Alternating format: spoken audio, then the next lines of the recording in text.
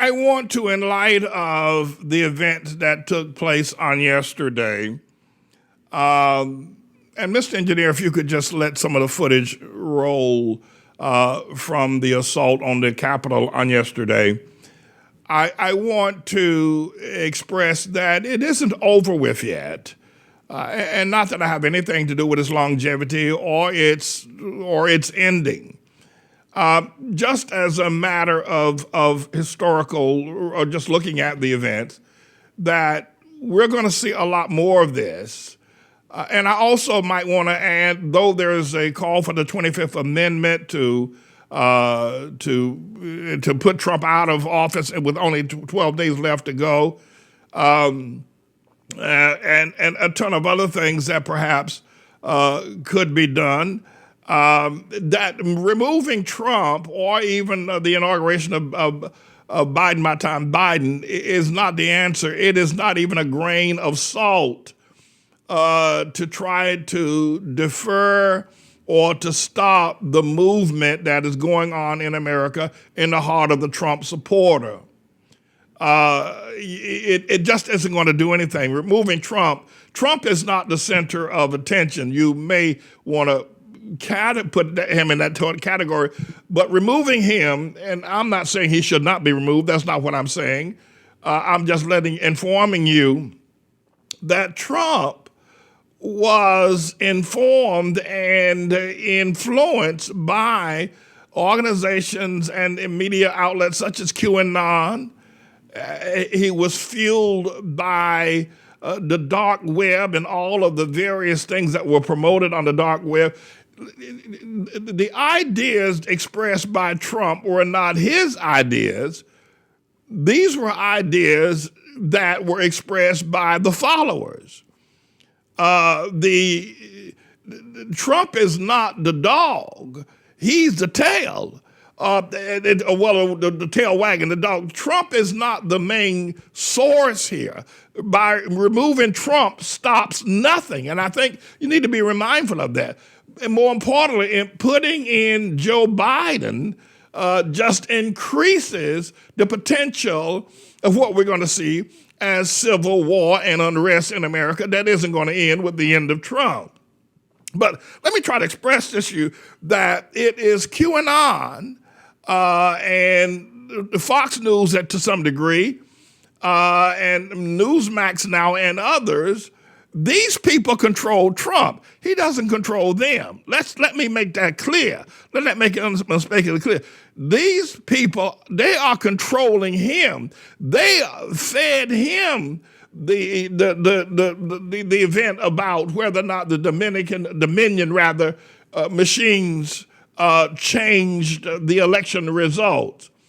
The idea of the election being stolen, or stop the steal, is not an original thought from Trump.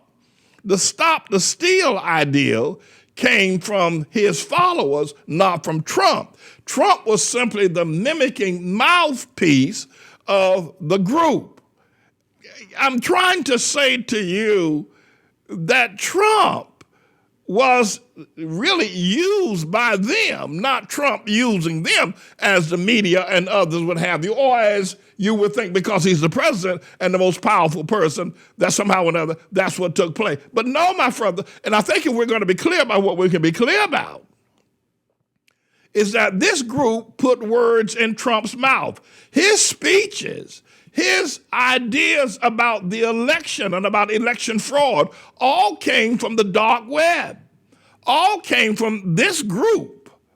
And they put words in his mouth. He was just, I think I've said that now, and I pray that I'm clear about what I can be clear about. In other words, the author and the producers of yesterday's assault was the QAnon probably main producer and author and others. Trump is simply a small, if not insignificant, but a visible part of what went on yesterday on Capitol Hill.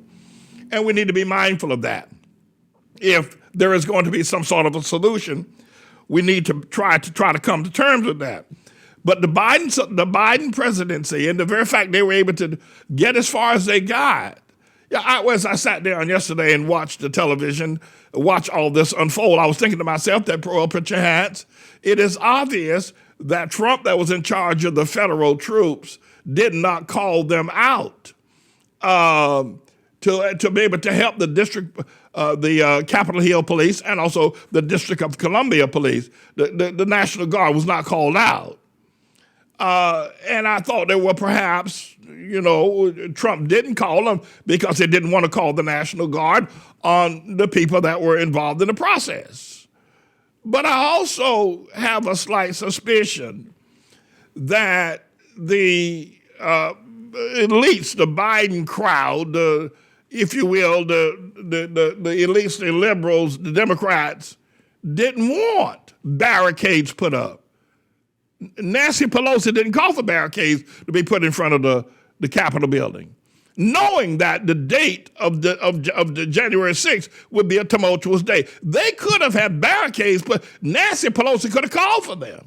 And Mitch McConnell could have called for the National Guard, extra security, extra police. They could have called for barricades so that this crowd would never been able to get anywhere within 200 feet of the Capitol building. They didn't do that. And it isn't that they're not wise enough not to know how to do it. They did it during the Black Lives Matter march during the summer months. Remember, they did it then.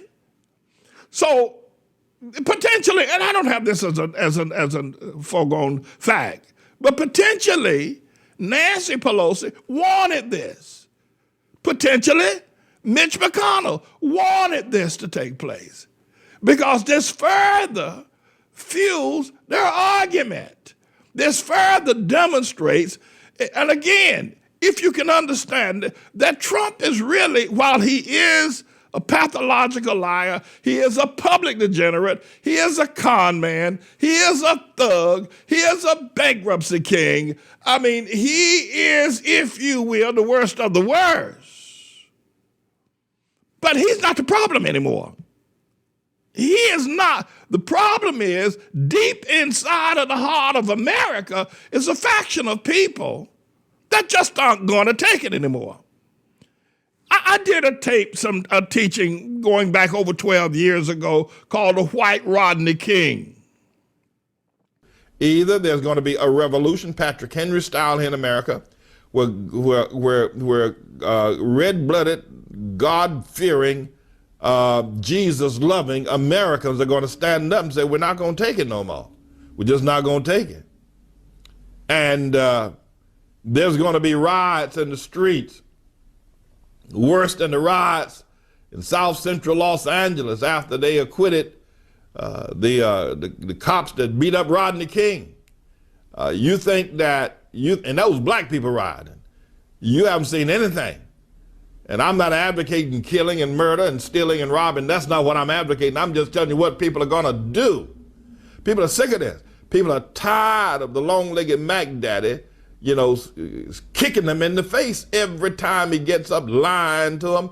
Then you got a bunch of, suck-ups like the MSNBC News, ABC News, and all these media types, and everybody who's looking to be popular and get invited to the White House, sucking up to him all the time. It's sickening. I mean, it's downright sickening to watch this. You can get these white folk all riled up here. I'm going to tell you something.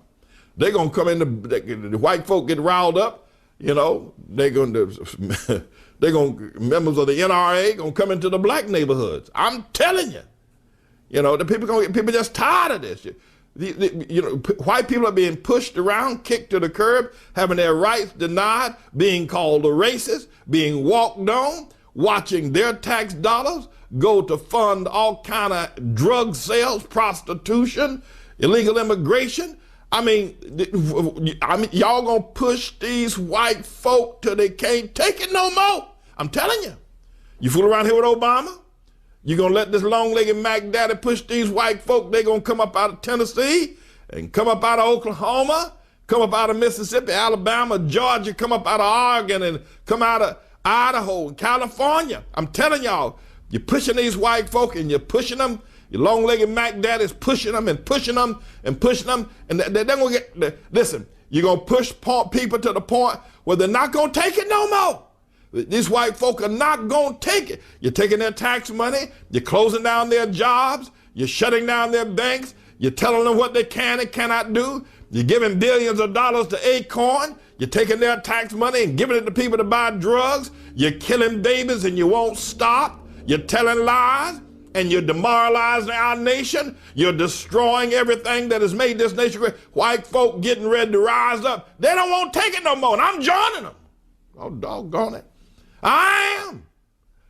I mean, my withdrawal from them, those that stormed the White House on yesterday, the Capitol building on yesterday, was that they had chosen Trump and his ideals and his lies, and God didn't inform me that he is the trigger of the tribulation.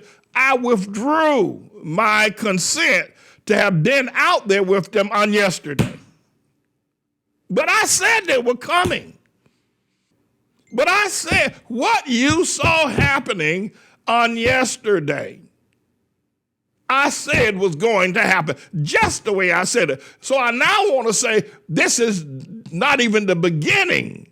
You got a whole lot more to come. So if the white Rodney King teaching I did some time ago now has come to pass as a full-fledged prophecy, except my participation, let me also state there's a whole lot more to come here in America before all is said and all is done. But yes, my brother, we saw it in real time on yesterday. And I might add, the removal of Trump does not remove the stain that's on America and the passion that's in the hearts of people who feel they have been second-classed, feel they have been ran over, and feel that lawlessness is a part of a revolutionary idea, an idea of revolution that goes all the way back to the revolution against King George in England. They feel that taking the Capitol yesterday was like taking Bunker Hill. They do not see this as anarchy or as domestic terrorists, no more than they saw fighting against General Cornwall and against the British troops during the time of the assessing of the Declaration and the independence of America during those tumultuous years. We got some difficult days ahead of us. Some very, very difficult days. And let me quickly state, I'm not a Republican, I'm not a Democrat, I am not a liberal, I'm not a conservative. I wanted to be clear, I'm for neither of these. I'm just the Lord's servant reporting what I see happening in this nation. And my brother, it may be the waning days of Trump, but it ain't over for the revolution. There's more to come. Stay tuned if you can stay alive.